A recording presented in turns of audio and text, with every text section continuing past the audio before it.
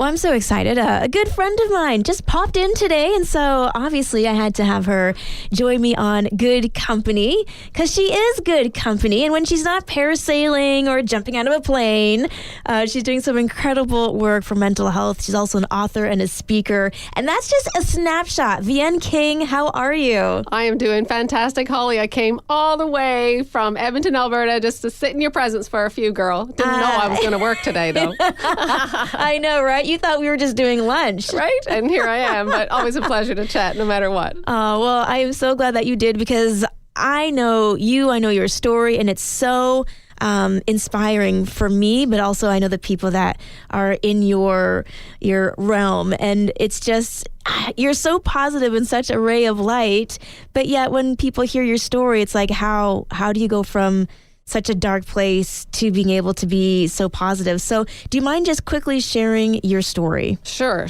Well, I mean, I feel like I was always had this desire to impact and influence the world. Like growing up, I was just that little redhead with freckles, personality to match kind of thing, right? But, I grew up and I went to Bible college and thought, I wanted to change help people in different areas of their life. And I thought, being a pastor or whatever would help that. Yeah. But in the process of that, I met someone and fell in love with them and, thought we'd ride off into the sunset and change the world together. Well, he asked me to marry him. It was after I had education and all that kind of stuff. The college days were behind me, bright future ahead. And he proposed to me. I think we met, fell in love, and engaged in 9 months. And it was not a shotgun wedding, but so we were engaged in the very next week after I said, yes, I do. I ended up in the hospital fighting for my life. It was within a half a day, I was paralyzed from the chest down. And, the short version is like after weeks of test, they diagnosed me with transverse myelitis. They said, you'll never walk again and you're going to need full-time care and forever basically to need full-time care.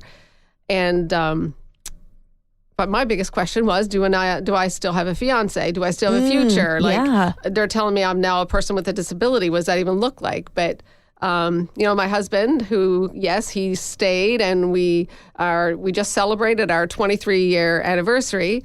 But in that, it was just a lot of struggle now to adapt as a person with a disability. But there's so many roads we can go down with telling you my story. But the bottom line is, we've just went through so much in our life and our marriage. But I had to rebuild. I had to find out who I was again and learn to love myself. In order to be able to be where I am today, it starts with self-love. Yeah. But with him loving me where I was at was a big thing. We want to push people away when we're hurting. But anyway, I'm going to digress a little bit, so I'm going to stop right there.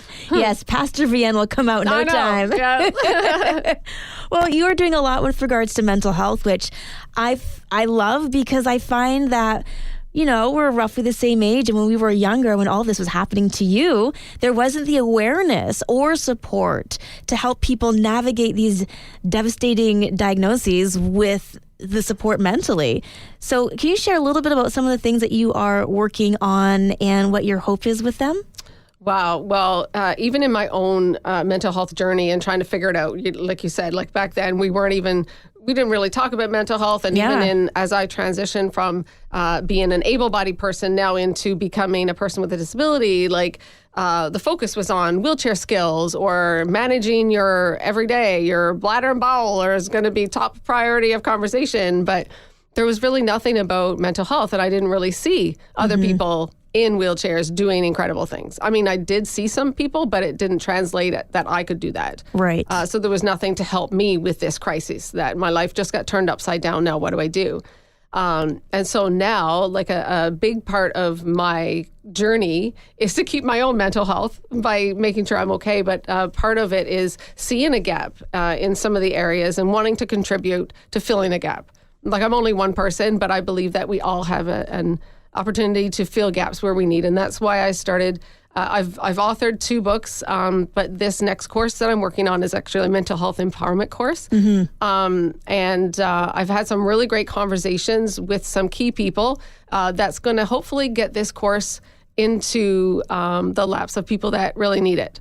And it's a mental health empowerment course that aims to rehabilitate not only the mind and spirit after trauma, but it provides support tools for individuals coping now what, right? And so I think no matter if you're in with a disability or just like life happens, like let's just look at COVID and what has happened to us over in this last several years. Oh, yeah. There's a lot of trauma.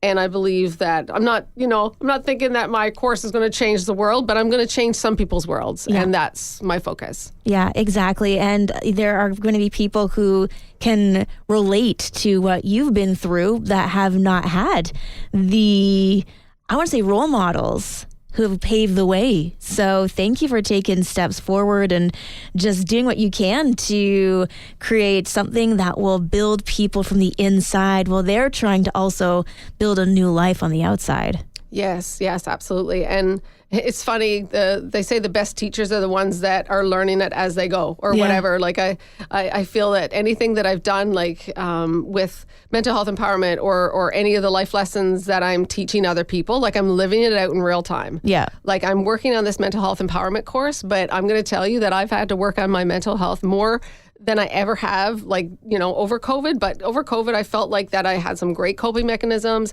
and some great strength.